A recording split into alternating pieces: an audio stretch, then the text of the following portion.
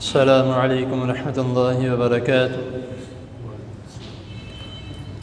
الحمد للہ الذی ہدانا لہذا وما كنا لنهتدی لولا ان ہدانا اللہ۔ اللہم صل وسلم علی نبینا محمد صلی اللہ علیہ وسلم، اما بعد۔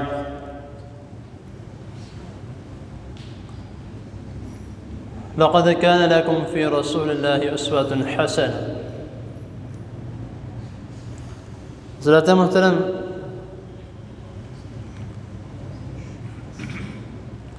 کل کی نشست میں آپ کے سامنے چند باتیں کی تھی سیرت النبی صلی اللہ علیہ وسلم کے متعلق۔ تو سوال یہ پیدا ہوتا ہے کہ رسول اللہ صلی اللہ علیہ وسلم کی سیرت کے متعلق سیکھا کہاں جائے اور کیسے جائے؟ اور میں نے کل یہ چند الفاظ کہے تھے کہ ہم نے اپنے بچوں کو جو چھوٹے ہیں، جو ابھی سیکھنے کی عمر میں ہیں، ان کو ہم ہر چیز سکھاتے ہیں، لیکن معذرت کے ساتھ سیرت نہیں سکھاتے۔ اب اکثر یہ ہوتا ہے کہ ہم بچے کو چپ کروانے کے لیے، بچے کو کھانا نہیں کھا رہا، اس کو کھانا کھلانے کے لیے اس کے سامنے موبائل رکھ دیتے ہیں کہ کارٹون دیکھے گا، کچھ آوازیں سنے گا، چپ ہو جائے گا۔ اور اکثر آپ نے یہ بھی شاید دیکھا ہو کہ جب بچے کو سلانے لگتے ہیں تو اس کے سرہانے موبائل لگا کے کوئی پوئم، کوئی ایسی ساؤنڈ جس سے بچے کو نیند آ جائے، وہ لگا کے رکھ دیتے ہیں۔ اب بچے نے کیا سیکھنا ہے ان چیزوں سے؟ بچہ کیا سیکھے گا؟ وہی سیکھے گا جو اس کو کارٹون میں نظر آ رہا ہے۔ اب ایک گھر میں گیا تھا، وہاں پہ بچے جو چھوٹے تھے وہ ڈوریمون دیکھتے تھے، بہت ہی گھٹیا قسم کا کارٹون ہے، بچے بہت پسند کرتے ہیں، بلکہ اب تو ایسے ہیں والدین بھی پسند کرتے ہیں، لیکن میری نظر میں سب سے گھٹیا ترین قسم کا کارٹون ہے۔ اب وہ کارٹون بچہ دیکھتا ہے تو اس کا عمل کیا تھا کہ وہ اپنی سیڑھیوں پہ کھڑا ہوا تھا، سیڑھیوں پہ کھڑا ہو کے وہ آواز لگا رہا ہے کہ ڈوریمون مجھے بچا لو، میں نیچے چھلانگ مارنے لگا ہوں۔ اب اس بچے کو دیکھ کے ظاہر سی بات ہے جب والدین نے دیکھنا ہے ان کے تو ہکے بکے رہ جانا کہ نیچے گر نہ جائے، اس کو فوراً پکڑو جا کے۔ لیکن والدین دیکھ تو رہے ہیں، فکر بھی ہے، لیکن ہنس رہے ہیں۔ اب میں نے ان سے کہا کہ آپ کو خدا کا واسطہ ہے، آپ اس کو دیکھ کے ہنس رہے، اس کو منع کرو، اس کو سکھاؤ کہ بیٹا وہ صرف کارٹون ہے، ان کو کارٹون کی حد تک رکھو اگر دیکھنے بھی ہے تو۔ لیکن ہم اس بات کی توجہ نہیں کرتے، ہم کہتے ہیں بچے ہیں، کھیل رہے ہیں، ان کو اس چیز سے بھی رہنے دیں، یہ بھی نہ ان کو دکھائیں، اب کارٹون بھی ان کو چھوڑ دیں۔ تو بھائی میں کہتا ہوں کارٹون بھی چھوڑ دو، جس طرح کہ اب کارٹون بنائے جا رہے ہیں، دکھائے جا رہے ہیں، وہ کارٹون بھی چھوڑ دو۔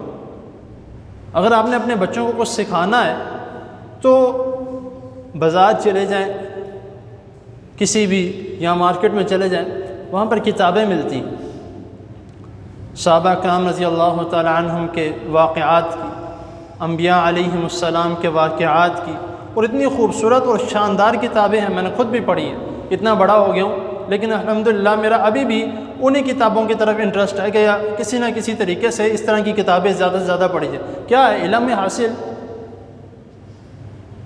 تو بچوں کو وہ کتابیں لا کے وہ ان کے متعلق بتایا جائے۔ ایک کلاس چل رہی تھی، یہ حقیقتاً واقعہ ہے، اس کے اوپر 2-3 ویڈیوز بھی بنی ہیں، لیکن یہ حقیقتاً واقعہ ہے کہ ایک استاد بچوں کو کھڑا کر کے پوچھ رہے ہیں کہ آپ نے کیا بننا ہے؟ فلاں، اس نے کہا میں پائلٹ بننا ہے۔ ایک اور بچے سے پوچھا آپ نے کیا بننا ہے؟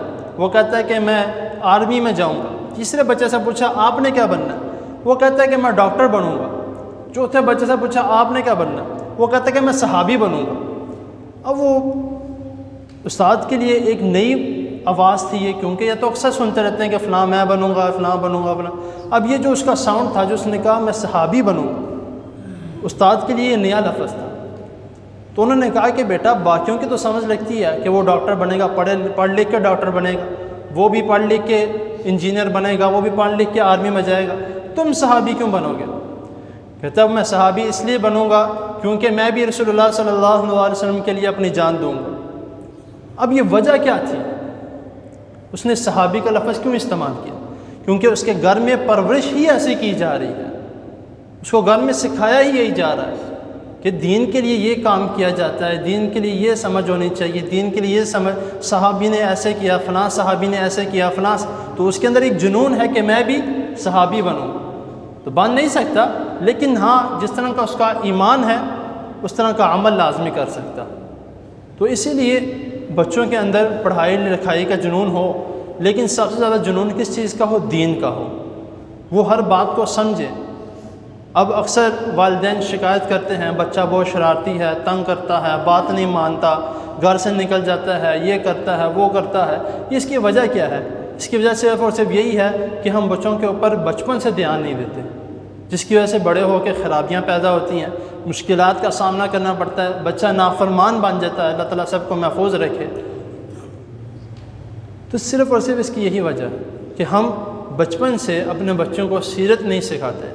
بچوں کو سیرت سکھائیں، ان کو سمجھائیں، ان کو دعائیں سکھائیں، ان کو اذان دینا سکھائیں۔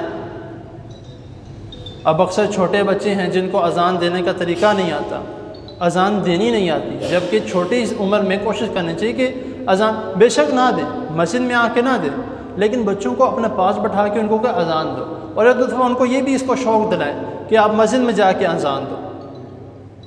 تو ہماری یہ مسجد میں الحمدللہ اللہ تعالیٰ کی توفیق سے ہم نے ایک اذان بچوں کے لیے مختص کی ہوئی ہے، عصر کی اذان۔ اب کم آتے ہیں، پہلے تو اکثر بچے آتے رہتے تھے، کہ عصر کی اذان ہم نے مختص کیا ہے۔ کوئی بچہ آ بھی جاتا ہے، اس سے غلطی بھی ہوئی تو کوئی مسئلہ نہیں، ایک دفعہ کرے گا، دو دفعہ کرے گا، تیسری دفعہ اس کی اذان بالکل درست ہو جائے گی۔